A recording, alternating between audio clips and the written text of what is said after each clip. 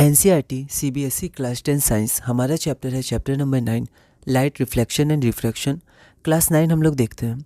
Question है draw the ray diagram for the image form by a convex lens when the object is placed at infinity beyond 2f1 at 2f1। Also mention position of the image, relative size of the image, nature of the image. तो यहाँ हम लोग सबसे पहले infinity पर देखते हैं। तो रेस पैरेलल आएंगे तो वो क्या करेंगे, फोकस पर जाके मिलेंगे। डेफिनेशन ऑफ फोकस भी है। पोजीशन हो जाएगा एट f2 जो कि यहाँ पर f2 पे बन रहे हैं, ठीक है, ये हमारा f1 है। रिलेटिव साइज हो जाएगा हाईली डिमिनिश्ड या पॉइंट साइज, और नेचर हो जाएगा रियल एंड इन्वर्टेड। अगला हमारे पास है बियॉन्ड 2f1। तो यहाँ पर हमें बहुत ध्यान रखना है, कई बार क्या होता है कि हमारे जो एरोज होते हैं या जो मैच करवाना होता है वो मैच नहीं करता है। जैसे जो बियॉन्ड 2f1 होता है वो बनता है हमारा f2 और 2f2 के बीच, ठीक है। लेकिन मान लीजिए ये थोड़ा ऐसे हो गया और ये ऐसे हो गया, तो यहाँ पर जो ये बन रहा है हमारा 2f1 पर बन जा रहा है। तो हमें थोड़ा प्रैक्टिस करके देखना है कि हमारा जो इमेज है वो f2 और 2f2 के बीच में ही आए, ठीक है। क्योंकि ये हमारी एक्यूरेट और प्रिसाइज मेजरमेंट नहीं है, तो हमारा एक्चुअल इमेज नहीं आ सकता है, इधर उधर हो सकता है, तो हमें ध्यान रखना है। तो यहाँ पर हमारा 2f2 पे बन जाएगा, f2 और 2f2 के बीच में।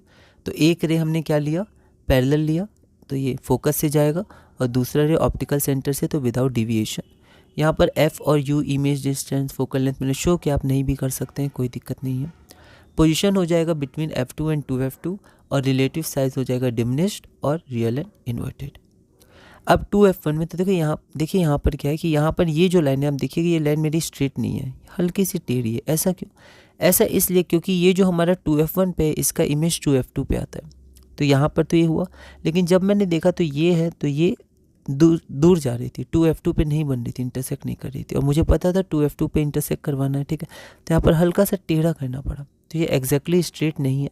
तो हम लोग क्या कर सकते हैं, हम लोग कोशिश कर सकते हैं पहले ये लाइन ड्रॉ करें और फिर इसको इस तरह से पैरेलल लें कि ये हमारा 2f2 पे है। इसमें भी गलतियाँ हो सकती हैं, ठीक है।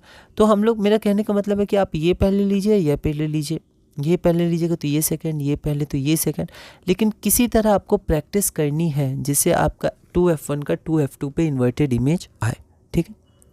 तो position of the image eight 2f1 और relative size same size, nature real and inverted. ऐसा इसलिए क्योंकि हमारे मेजरमेंट्स एग्जैक्ट नहीं है। एग्जैक्ट मेजरमेंट होता तो हमारा बिल्कुल 2f2 पर ही बनता इन्वर्टेड, लेकिन मेजरमेंट एग्जैक्ट नहीं है। 2f1 पता नहीं है कि नहीं, थोड़ा कम या ज़्यादा हो सकता है, ठीक है, लग सकता है लगभग, पर फिर भी हमें ध्यान रखना है।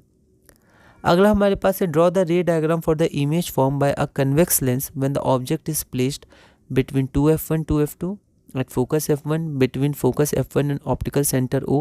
Also mention position of image, relative size and nature of the image.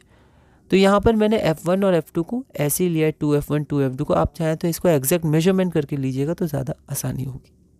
तो when the object is placed between f1 and 2f1, तो फिर से जब मैंने यहाँ पर ड्रॉ किया, एक हमने पैरेलल लाइन ले लिया, एक direct through the optical centre, तो बियॉन्ड 2f2 बन जाएगा। मिरर का नाम आप लिख सकते हैं mn, कई बार छूट जाता है, तो आप चाहें तो इसको लिख सकते हैं। यहाँ पर आप चाहें तो ऐसे डैश डैश लगा सकते हैं कि यहाँ पर आके रिफ्लेक्ट हो रहा है। NCERT में सिर्फ अपर हाफ पे लगाया, आप लोअर हाफ में भी लगा सकते हैं। तो पोजिशन ऑफ द इमेज आ जाएगा बियॉन्ड 2f2, रिलेटिव साइज हमारा एनलार्ज हो जाएगा, और nature of the image real and inverted. अगला हमारे पास फोकस f1। तो यहाँ से अगर आप देखिएगा तो एक ऑप्टिकल सेंटर से और एक parallel to principal axis, so it will pass through the focus. तो आप देखेंगे दोनों क्या हो जाएगा, पैरेलल हो जाएगा, मतलब इन्फिनिटी। तो position of the image eight infinity. Position of the image, ये क्या था, अच्छा इमेज, ठीक है। यहाँ पर relative size of the image infinitely large और हाईली एनलार्ज, एंड नेचर आपका रियल एंड इन्वर्टेड।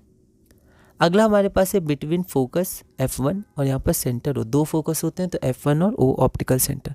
तो यहाँ पर आपका वर्चुअल इमेज फॉर्म होगा। ऐसा क्यों?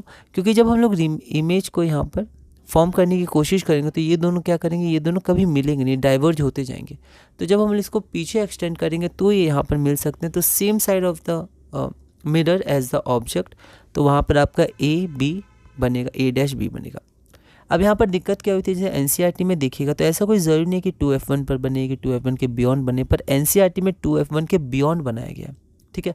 तो आप कोशिश कर सकते हैं 2f1 के बियॉन्ड, मेरा दोनों के बीच में आ रहा था तो मैंने यहाँ पर 2f1 को यहाँ कर दिया। वैसे ये सही नहीं है क्योंकि ये डिस्टेंस बराबर होनी चाहिए, है नहीं, पर फिर भी आप प्रैक्टिस करके इसको 2f2 के f1 के बियॉन्ड ला सकते हैं, ठीक है। ऐसा कोई रूल तो दिया नहीं NCERT में कि 2f1 के बियॉन्ड ही आना चाहिए, बस बोला गया है टू द सेम साइड या on the same side of the image of the mirror as the object, पर यहाँ पर फिर भी एनसीईआरटी में 2F1 के बियॉन्ड था तो मैंने बियॉन्ड ही यहाँ पर बनाया, थोड़ा सा मिस्टेक हो गई थी तो मैंने यहाँ लिख दिया। बाकी आप प्रैक्टिस से इसके बारे में और आप नॉलेज ले सकते हैं कि क्या ज़रूरी है 2F1 के बियॉन्ड ही बनना चाहिए या फिर कहीं भी बन सकता है on the same side of the object. तो पोजिशन ऑफ द इमेज है ना, तो ध्यान रखेंगे बोर्ड में, image on the same side of the lens as the object ना, सॉरी लेंस यहाँ पर मिरर नहीं, इसका भी ध्यान रखेंगे। Relative size of the image enlarged है and nature of the image virtual and erect. फिर नोट में मैंने यहाँ पर जैसे मिरर में लिखा था वहाँ पर मैंने लेंस में भी लिख दिया है। तो position of the object at infinity, position of the image at focus F2, relative size of the image highly diminished या point size, nature of the image real and inverted. इसी तरह सबका लिख दिया जैसा एनसीईआरटी में था। अगला है draw the ray diagram for the image form by a concave lens when the object is placed. तो ऑब्जेक्ट जब प्लेस होगा कहाँ पर, तो यहाँ पर कनकेव लेंस है तो यहाँ पर दो ही पोजीशन हमें पढ़नी है, position of the image, relative size of the image और नेचर ऑफ द इमेज भी हमें शो करना है।